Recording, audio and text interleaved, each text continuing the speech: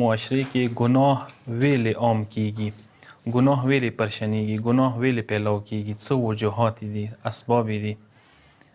نو که کله ګناه قباحت سپکه شي، سپکه وګڼلی شي، نو ګناه عام کیږي معاشره کې. ډېره خطرناکه دی دغه خبره چې کله ګناه د حالت ورسي چې خلک سپکه وګڼي، خلک عادي وګڼي، یو عادت جوړ شي خلکو.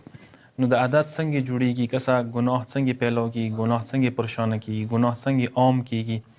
دې مختلف وجوهات دي. یوه وجه دا دی چې کله ګناه په مقابله کې مو سکوت اختیار کو، مو خاموشي اختیار کو، ګناه په مقابله کې مو رد عمل نه ښیو، نو ګناه عام کیږي، معاشره کې پیلاو کیږي. لازمه نه دی چې ته خامخا خبرې وکړې یا وینا نه، کم از کم یو دا دی چې انسان په کار دی چې یو شکل جوړ کړي، یو کم از کم ګناه کوم کس کوي هغه سره کم از کم یو داسې رویه اختیار کړي چې هغه پوه شي چې یاره ښه کار نه دی کړی او ښه کار د نه کوم. یا لاپرواهي، کم از کم هغه کوم کس دی چې ګناه کوي یا بد کار کوي، هغه مطلب هغه ته لیفټ نه ورکړي، اهمیت نه ورکړي، نو دا ډېره ضروري دی. لازمه نه دی چې ته وینا وکړي، خامخا اثار وکړي، فوري اثار وکړي. اثار کول لازمه نه دی، خو وینا یا څه نه څه اکشن، څه نه څه رد عمل ښایله ضروري دی. نو داسې نه دی چې هر یو کار خامخا اثار وکړي فورا. مثال در کوم، مثلا اذان دی ویللی ثواب لري. انسان که اذان وویله مسجد ته چوک نه راغلل، نو بیا هم خپل ځای کې اذان، خپل ځای کې ثواب شته دی.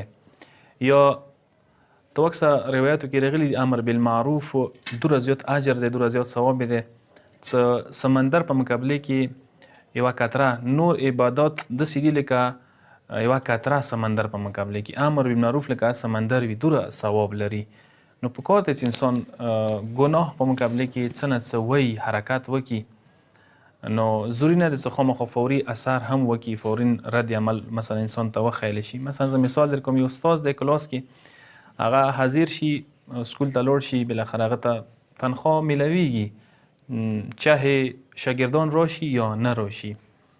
یا مثلا یو که چیرې کس جمع لمانځه دپاره مسجد ته لاړلو، پیش نماز نه راغو، جمع لمونځ نه وشو، دې که فرادا لمونځ وکړه بیا دې ته ثواب میلویږي. یا مثلا یو کس که چیرې یو کس د فقیر تصور وکړو چې دا غریب دی، څه مدد یې ورسره وکړو، وروسته معلوم شو چې فقیر نه دی، دې ته خپل ثواب بیا میلویږي. نو موږ ته په کار دی چې ویو، موږ ته په کار دی چې سکوت اختیار نه کړو، خاموشي اختیار نه کړو. کم از کم ته واس کې وي ټلیفون وکړه، میسج وکړه، یو کس ته وایه چې کار د ښه نه دی، کلي وطن کې دا کار، دا اقدام، دغه قدم اوچتوله د ښه نه دی. د یو مثال که زه در کوم، لکه روډ کې د کوم څه جمپونه لګېدلي شوي دي، جمپ چې هغه باندې ګاډی راشي ورو کېږي، دې وجې نه اکسیډنټ ډېرې کمیږي. ما و تاسو اندا کردار ادا کولی شو یو جمع حیثیت سره، مطلب د معاشرې کې هغه کسان چې هغه ګناه طرف ته، معاشرې کې فساد، فتنه، هغه څه معاشره خرپوي، هغوی دپاره یو جمع حیثیت پیدا کولی شو. کم از کم که ختم کېږي نه، نو تعداد یې کمیږي، ګناه تعداد کمیږي. نو کوشش وکړو چې کم از کم ګناه په مقابله کې سکوت اختیار نه کړو، خاموشو کسانو نه حساب نشو، تا دا چې معاشرې کې ګناهان کم شي، ګناهانو ته لیاره ونیولی شي. والسلام علیکم ورحمة الله وبرکاته.